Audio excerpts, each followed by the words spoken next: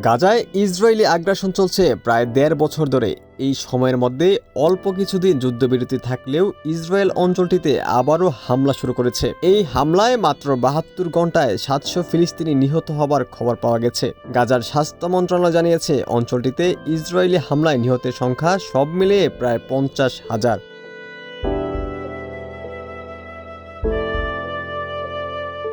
কাতার ভিত্তিক সংবাদ মাধ্যম আল জাজিরা জানিয়েছে, অঞ্চলটিতে ইসরায়েলি হামলায় নিহতের সংখ্যা বেড়ে দাঁড়িয়েছে ৪৯,৬১৭ জনে। এছাড়া আহতের সংখ্যা বেড়ে দাঁড়িয়েছে ১,১২,৯৫০ জন। একই সময়ে হামলায় নিখোঁজ হয়ে গেছেন প্রায় ১৪,০০০।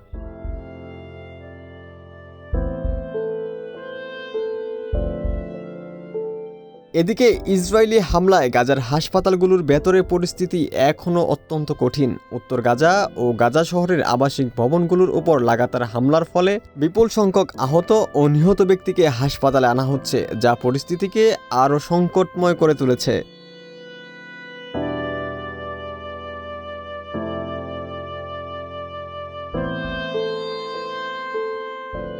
অপরদিকে আসন্ন ঈদ উল ফিতরকে সামনে রেখে নজিরবিহীন আয়োজনের প্রস্তুতি নিচ্ছে সৌদি আরব। দেশব্যাপী বর্ণাঢ্য আয়োজনের অংশ হিসেবে কনসার্ট, নাট্য পরিবেশনা ও নানা বিনোদনমূলক কার্যক্রমের আয়োজন করতে যাচ্ছে দেশটির জেনারেল এন্টারটেইনমেন্ট অথরিটি। ঈদের রাতকে আরও রঙিন করে তুলতে দেশটির প্রধান শহরগুলোতে প্রদর্শন করা হবে জমকালো আতশবাজি। শুধু সৌদি আরব নয়, বর্ণিল আয়োজনের প্রস্তুতি নিচ্ছে আরব আমিরাত, কাতার, কুয়েত সহ মধ্যপ্রাচ্যের ধনী দেশগুলো।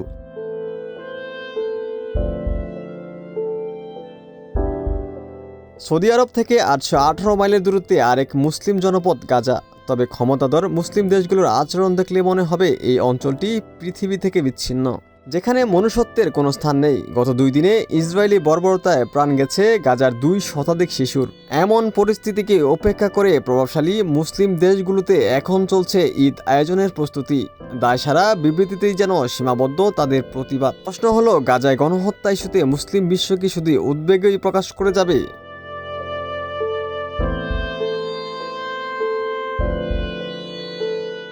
অনেকেই মনে করেন মুসলিম দেশগুলোর মধ্যে ঐক্য ফিরে আসলে হয়তো বন্ধ হবে এই বর্বরতা।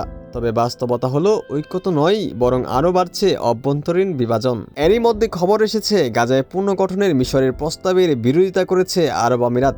ফিলিস্তিনিদের স্বার্থের বিরুদ্ধে গিয়ে যুক্তরাষ্ট্রের সাথে গোপনে আলোচনা চালাচ্ছে আমিরাত। মিশরের প্রস্তাব যেন কার্যকর না হয় সেজন্য জোর প্রচেষ্টা চালাচ্ছে আরব আমিরাতের কর্মকর্তারা। ফলে কার্যত ব্যর্থতার দিকে আগাচ্ছে গাজা পুনর্গঠন নিয়ে মুসলিম দেশগুলোর প্রচেষ্টা।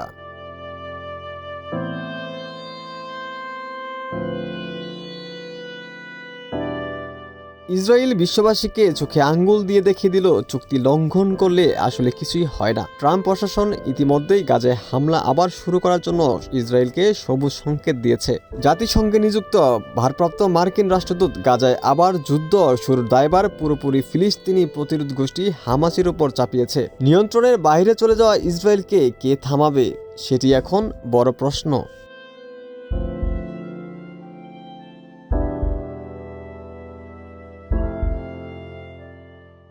ওমর ফারুক, ঢাকা প্রকাশ।